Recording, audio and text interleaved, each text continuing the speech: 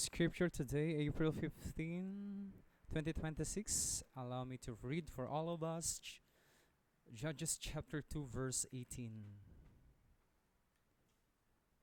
Whenever the Lord raised up judges for them, the Lord was with the judge, and he saved them from the hand of their enemies all the days of the judge. For the Lord was moved to pity by their groaning, because of those who afflicted and oppressed them. This is the word of God. Praise be to God. Nakita natin, my brothers and sisters, last Sunday, Israelite has their countless compromise. What is the crystal clear command of God? Forced deportation. Paalis niyo lahat ng Canaanites sa promised land. Pero ang ginawa nila is compromise. Forced labor na dapat forced deportation. So what is compromise? Compromise is replacing God's command for seemingly good things. Kung crystal clear ang command ni God, sa laki ng kanyang pag-iisip, pero meron siyang specific na command at ibinigay ito sa atin sa pamamagitan ng salita ng Diyos, dapat nating i-obey yun punto sa punto.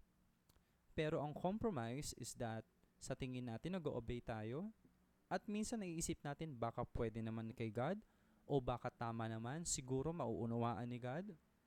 Ayun na po nagsisimula ang sinasabi nating compromise sa ating buhay. Ayan po nakita natin last Sunday. How about tonight, this week? Makita natin from countless compromise to countless praises. Ang dami pong magagandang bagay na magdudulot sa ating mga puso. Magpuri ng pagkarami-rami sa Diyos. Sa kabila ng maraming compromise and disobedience ng mga Israelita, makikita natin kung sino ang Diyos. At mapapalawak natin o mapapalalim yung pagkilala natin sa Kanya at pagkakaunawa natin anong ibig sabihin ng Kanyang katapatan at ng Kanyang pagiging maawain. The first reason why you and me can have countless praises is that the Lord is faithful even in times that we don't listen to Him. The Lord never changes. He remains faithful even when we don't listen to Him. Punta tayo sa verses 16 and 17. Then the Lord would send judges. Ang judges po, mga kapatid, ay hindi po ito literal na husgado o taga-husga. Ang judges po sa ating kultura ay malayong-malayo sa konsepto ng definition ng judges from the perspective of the Bible, because judges is governor. And who are judges or governor? These are the ones who put things in order. Okay? So pag sinabi natin in order, this is the order and peace according to God. According sa Kanya pong on the basis of His commandments. Paano magkakaroon ng peace and order sa pamayanan ng Diyos, sa pamagitan ng Kanyang commandments, sa pamagitan ng crystal clear commandments? So makikita natin dito that God sent judges or governors, or the one who puts things in order according to peace and order of God. Si God mismo ang tumatawag sa mga taong ito. Dahil sa oras ng judges, sa panahon ng judges, lahat ng mga tao, they just do what is right according to their own eyes. They make their own conviction. They don't follow another see. That is the commandment of God. So si God mismo, mga kapatid, ang pumipili at tumatawag ng mga judges to put things in order. Makita natin dito, sa kabila ng kabutihang loob ng Diyos, siya na nga ang magsasend Siya na nga mag-aayos sa pamamagitan ng mga judges na ito. Makita natin sa buong buhay, sa buong listahan ng mga judges. Ano namang ginagawa ng mga Israelita? We can see that in verse 16. But the people of Israel wouldn't listen to the judges. The Israelites chased after other gods as though they were prostitutes and worship them. See, my brothers and sisters, kung gaano kasinful ang puso ng mga tao. Kawalan ng pagtitiwala at pagtingin sa kung ano ang ginagawa ng Diyos sa kanilang kalagitnaan, my brothers and sisters. God chose and called judges to govern the Israel, not as king, but as leaders who will bring peace and order. Pero itong mga Israelita na to, hindi sila maikinig. Pero bakit? Bakit sila hindi nakikinig sa judges? And we can find the answer as we read these things.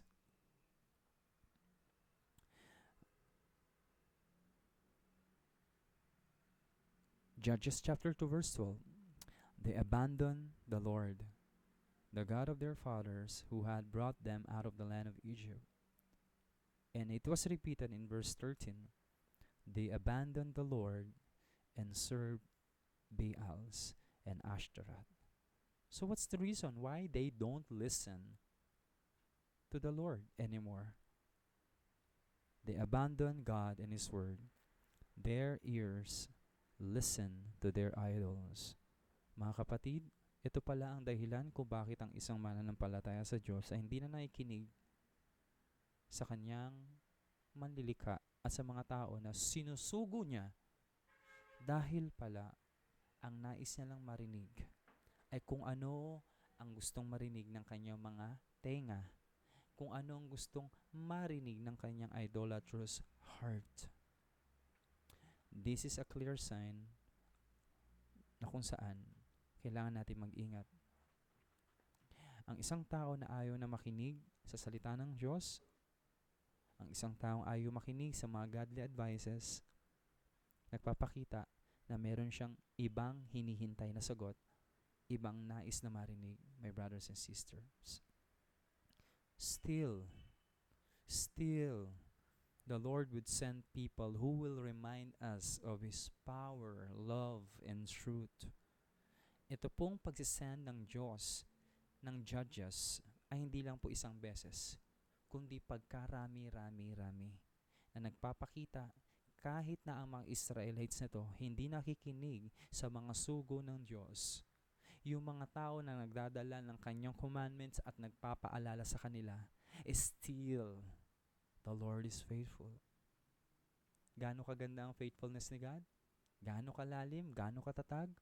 Makikita natin sa cyclical disobedience and groaning ng mga Israelita. Kaya ito po ay nagbibigay sa atin ng magandang katuruan kung paano tayo magiging katulad ng Diyos sa kanyang karakter. May mga tao na magre-reject ng mga advices natin. May mga tao na hindi mo tayo lalapitan because what they want is to listen from other advices. But for you and for me, what we have is the truth. What we have is the truth that shows the love of God and the power of God. And this is the reminder that people needs in time na kung saan hindi nila alam gagawin nila, they are prone to listen to what they do according to their own eyes, my brothers and sisters. So makita natin, my brothers and sisters, the Lord is faithful even when we don't listen to Him. I admit that there are times I don't want to listen to God, but still, the Lord sends people that reminds me kung sino siya, kung anong kanyang commandment, at anong kanyang pinapagawa sa akin. Ganon din siguro sa'yo. Maaring nire-reject ka ngayon sa sinasabi ng Diyos sa'yo, pero hindi siya magbabago sa'yo. Kasi mahal ka niya. Magpapadala siya ng mga tao na magre-remind sa'yo kung anong dapat mong gawin. Anong pinapagawa ng Diyos? Ano ang dapat mong i-obey sa Kanya? Hindi lang si God ay faithful. Ito po maganda. The Lord is merciful. even when we are in our worst rebellion. Worst rebellion. Let's look at verse 18. Whenever the Lord raised up judges. Saan to natin nabasa kanina? It's in verse 16, isn't it? Inulit na naman ito sa verse 18. So anong sinasabi ng may akda ng judges? He is highlighting that the Lord Himself raise up judges who will make peace and order sa Israel because He loves them. Sa dami-dami ng kanilang disobedience, church, take note, ang generation ng judges ay bago na. Hindi na po ito yung mga tao, yung mga Israelita na makikita natin nagdi-disobey kay God in the book of Exodus. Bago na po ito. Bagong henerasyon. So, bagong pag-ibig ng Diyos at bagong awa ng Diyos para sa kanila. Ang galing, no? Sa kahit ano pang mga generation, ang Diyos at ang Diyos ay hindi magbabago. Sa atin, hindi siya nagbago. Sa ating mga anak, hindi rin siya magbabago. He remains merciful. Makita natin, when the Lord raised up judges for them, the Lord was with the judge. And He saved them from the hand of their enemies. Look at this. All the days of the judge. It is like a summary. Summary ng book of Judge. So, ang dami ng mga judges this coming Sunday, bibilangin ko kung ilang judges na meron ng Israel. All the days of judges, si God mismo ang nag-pursue sa kanya mga rebellious people. Hindi ba yun pagpapakita ng kababaan ng Diyos? Hindi po. Hindi ba yun parang pinipilit tayo ng Diyos? Sinasaksak niya ang kanyang sarili sa atin? Hindi po. Ayun po yung pagpapakita ng steadfast love. Steadfast love, unfailing love ni God para sa atin. So we see, God is faithful, and when He is faithful, He shows Himself faithful. When He is faithful, He shows Himself merciful. Faithful, at the same time, merciful. Tingnan niyo po ito. Kailan naging merciful si God?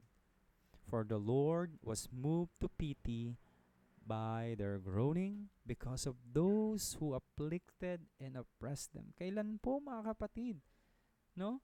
Ang Panginoong Hesus, ang Panginoong Diyos natin na nagkaroon ng awa sa atin. Tingnan niyo po yung word na groaning.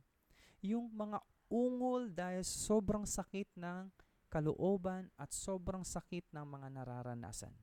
Ungol dahil sa sobrang sakit ng mga kalooban at ng mga nararanasan. Ganun po ang groaning nila. Sino nag-cause ng groaning, my brothers and sisters? Sino nag-cause ng mga enemies na sila ay sugurin at pahirapan ng mga Israel? Walang iba kundi ang Diyos. Bakit? Because of their disobedience.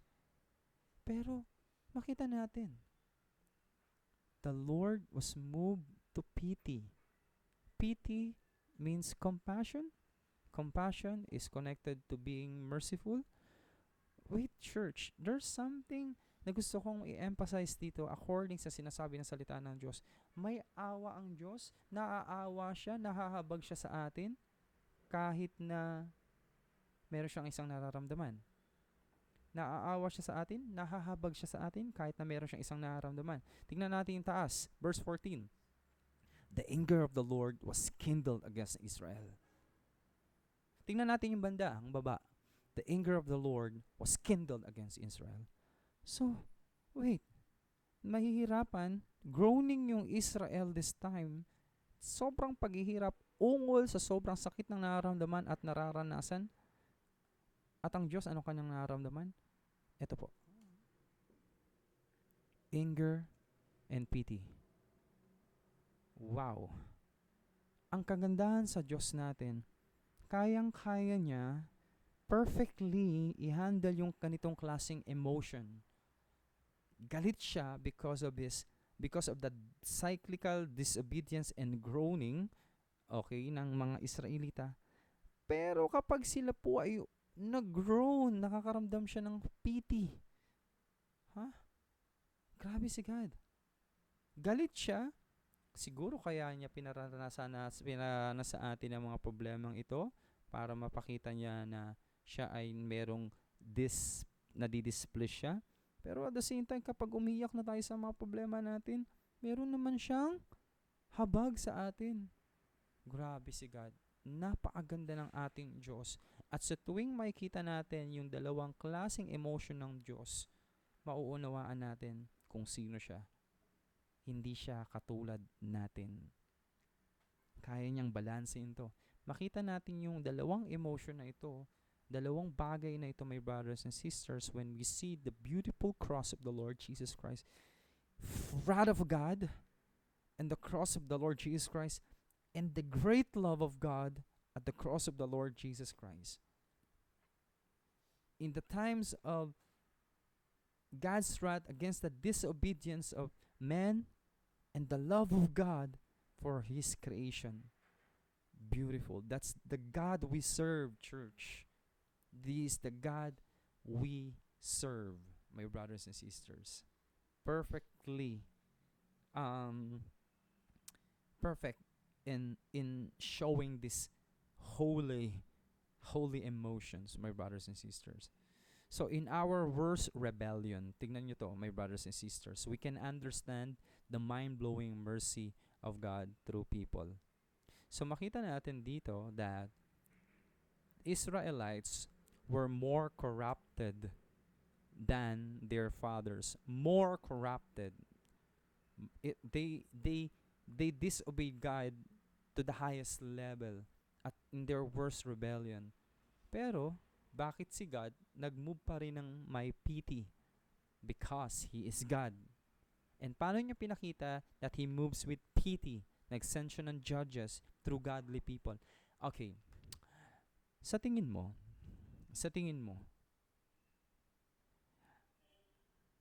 meron bang tao na pinagdadaluyan ng salita ng Diyos para sa iyo?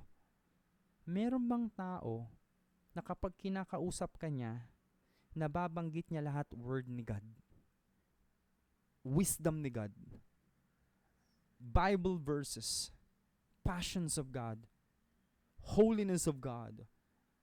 It's not about how they comfort you. Okay lang yan. You can get it through. It's different. His or her advice is God, about God. That's I think a godly person. God sent people in your life, in your worst rebellion.